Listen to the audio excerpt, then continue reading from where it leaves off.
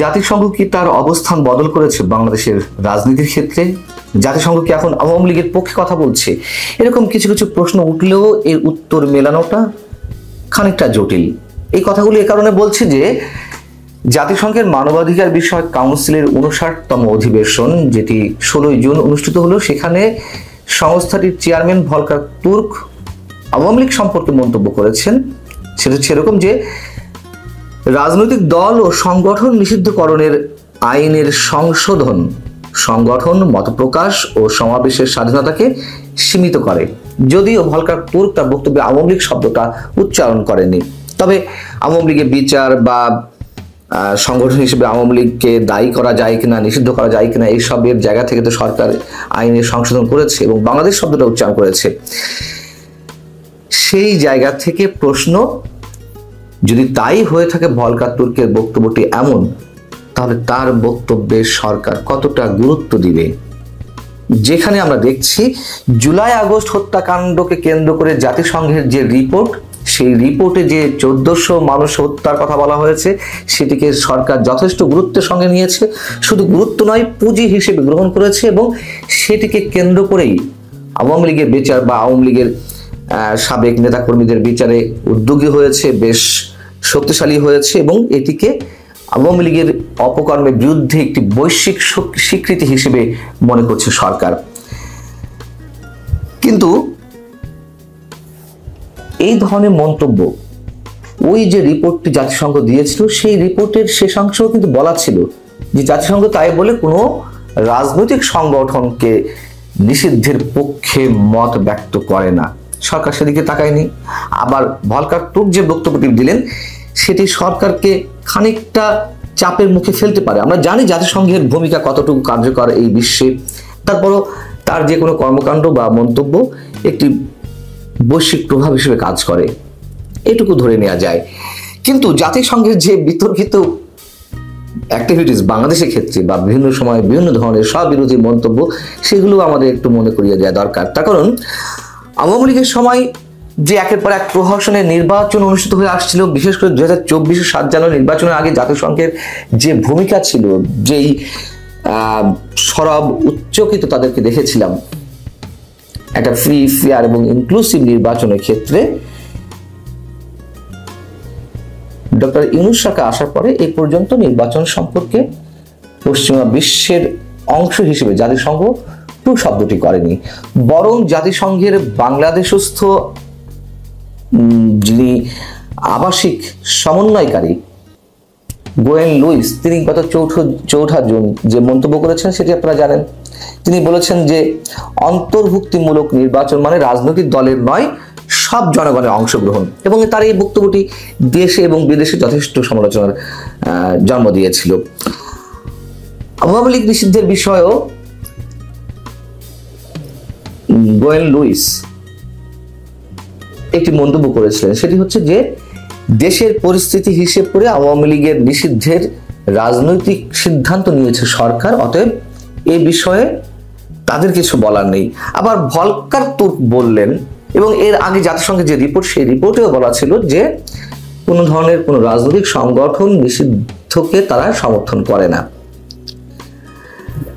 এখন করিডোর ইস্যুতেও তো আমরা জাতিসংঘের ভূমিকাটা জানি। যুক্তরাষ্ট্রের এজেন্ডা বাস্তবায়নের যে পথ, সেটি জাতিসংঘের মাধ্যমে তারা বাতলে নেওয়ার চেষ্টা করছে। জাতিসংঘের মহাসচিবের মুখ দিয়ে প্রথমে হিউম্যানিটেরিয়ান করিডোরের বিষয়গুলো এলো, পরবর্তীতে আবার এই গোয়েন লুইস, বাংলাদেশের তো জাতিসংঘের আবাসিক সমন্বয়কারী, তিনি আবার বললেন না, এই ধরনের কোনো কথা জাতিসংঘ বলেনি। এক এক সময় এক এক ধরনের চরিত্র বা তাদের বক্তব্য আমরা আমাদের সামনে উপস্থাপিত হতে দেখছি। আবার সেনাবাহিনী সম্পর্কেও এই ভলকার তুর্ক বিবিসিতে একটি ইন্টারভিউতে তিনি বলেছিলেন যে জুলাই আন্দোলনে সেনাবাহিনী যাতে কোনো ধরনের ভূমিকা পালন না করে বা কোনো ধরনের তার সদস্যরা যাতে গুলি না চালায়, সেই জন্য সতর্ক করে দিয়েছিল জাতিসংঘ।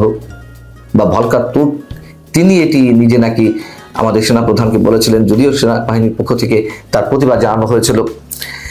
এই যে ভলকার তুর্ক যে মন্তব্যটি করেছিলেন, এটিও তিনি করতে পারেন না বা এটা করার কথাও নয়। এই ধরনের কোনো সিদ্ধান্ত নিতে গেলে বা এই ধরনের কোনো বক্তব্য কনভে করতে গেলে অবশ্যই জাতিসংঘ রেজলিউশন আনতে হবে। সেগুলো তো নিশ্চয় হয়নি। তাহলে জাতিসংঘের নানান ধরনের বক্তব্য পরস্পর বিরোধী, নিজেদের যে মন্তব্য আমরা নানান সময় হতে দেখছি। অতএব এর মধ্য দিয়ে আওয়ামী লীগের নিষিদ্ধের বিষয়ে বা আওয়ামী লীগের রাজনৈতিক কার্যক্রম নিষিদ্ধের বিষয়ে তাদের যে মন্তব্যটি, সেটি আপাতত কোনো কাজে আসবে না এমনটা ধরে না, মানে এমনটা ধরে নেওয়া গেলেও এর একটি প্রভাব অবশ্যই থাকবে।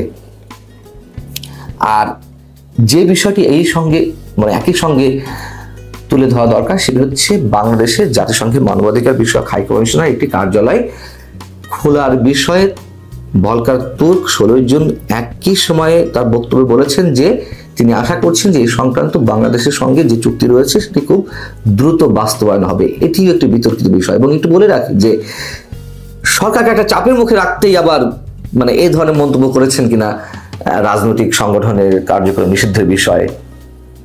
তার কারণ এই বিষয়টি গত সম্ভবত অক্টোবর থেকেই আলোচনায় এসেছে। যখন ভলকার তুর্ক বাংলাদেশ সফরে এসেছিলেন তখন জাতিসংঘের এই কার্যালয়টি খোলার বিষয়ে আলোচনা আসে এবং ওই সময়ে আমাদের সমাজ কল্যাণ বিষয়ক উপদেষ্টা শারমিন মুর্শিদ তিনি বলেছিলেন যে একটি খুব বড় সিদ্ধান্ত হয়েছে, এখানে জাতিসংঘের মানবাধিকার পরিষদের একটি কার্যালয় চালু হবে। অফিসটি চালু হলে যে সুবিধাটি আমাদের সবচেয়ে বেশি সেটা হচ্ছে মানবাধিকার লঙ্ঘনের যে ক্ষেত্রগুলো তারা সরাসরি তদন্ত করতে পারবে, অর্থাৎ জাতিসংঘ সরাসরি তদন্ত করতে পারবে। এটি আপাত দৃষ্টিতে একটি ভালো গোবেচারা টাইপের একটি মন্তব্য মনে হতে পারে, কিন্তু আমাদের একটু মনে করিয়ে দেওয়া দরকার সবাইকে যে জাতিসংঘের এই যে লোকাল অফিস খোলার যে ইতিহাস আমাদের সামনে রয়েছে সেটি খুবই নেতিবাচক। যেমন যদি একটু বলি, শ্রীলঙ্কায় যখন তামিল বিদ্রোহীদের সঙ্গে যুদ্ধ চলছিল তখন জাতিসংঘ 10 বছর ধরে দিন দেবা করেছে সেখানে একটি তাদের কার্যালয় খোলার জন্য। শ্রীলঙ্কা অনুমতি দেয়নি, না পেয়ে পরবর্তীতে দক্ষিণ এশিয়ার একাধিক দেশে, ভারত সহ একাধিক দেশে তারা তাদের অফিস খোলার চেষ্টা করেছে, কেউ অনুমতি দেয়নি। অনুমতি না দেওয়ার কারণ আছে। তার আগে একটু বলে নিই, যেসব দেশে এ পর্যন্ত জাতিসংঘের কান্ট্রি অফিস বা ছোটখাটো পর্যায়ে লোকাল অফিস খোলা হয়েছে তার মধ্যে কোন দেশগুলো রয়েছে। যেমন কান্ট্রি অফিস খুলতে পেরেছে ব্যাংকক সহ কয়েকটা দেশে। এর পাশাপাশি রয়েছে Burkina Faso, Cambodia, Chad, Guatemala, Guyana, Honduras, Liberia, Mauritania, Mexico, Niger, Palestine, Syria, Sudan, Tunisia এবং ইয়েমেনে। দেশগুলোর নাম শুনলে আপনারা বুঝতে পারছেন এর সবকটি রাষ্ট্র কোনো না কোনোভাবে সংকটে নিমজ্জিত। কোথাও যুদ্ধ, কোথাও জাতিগত সংঘাত, কোথাও আঞ্চলিক সংঘাত। বাংলাদেশে এই ধরনের জাতিগত সংঘাত বা আঞ্চলিক সংঘাতের কি সৃষ্টি হয়েছে? তাহলে তারা খুলতে চায় কেন? খুলতে চাওয়ার অন্যতম একটি উদ্দেশ্য হচ্ছে জাতিসংঘ বিশেষ কিছু দাতা রাষ্ট্রের চাঁদার মাধ্যমে পরিচালিত হয়, বা বিশেষ করে মানবাধিকার বিষয়ক এই হাই কমিশন তাদের চাঁদার মাধ্যমে চলে। জাতিসংঘ যেসব জায়গা তাদের কান্ট্রি অফিস খুলেছে সেই সব দেশে এই দাতা রাষ্ট্রগুলো, কথিত দাতা রাষ্ট্রগুলো তাদের এজেন্ডা বাস্তবায়ন করে জাতিসংঘের এই সোকল কান্ট্রি অফিসের মাধ্যমে। এবং যেসব রাষ্ট্রের নীতি তাদের সঙ্গে সাংঘর্ষিক তখন জাতিসংঘের এই ধরনের অফিসের মাধ্যমে তারা তাদের যেই এজেন্ডা সেগুলো বাস্তবায়ন করে। এর সাথে করিডোর ইস্যুটি রয়েছে, আমাদের মনে রাখা দরকার। এই করিডোর ইস্যু সহজে তারা ধামাচাপা দিবে না, এখান থেকে সরে আসবে না পশ্চিমা রাষ্ট্রগুলো, বিশেষ করে যুক্তরাষ্ট্র।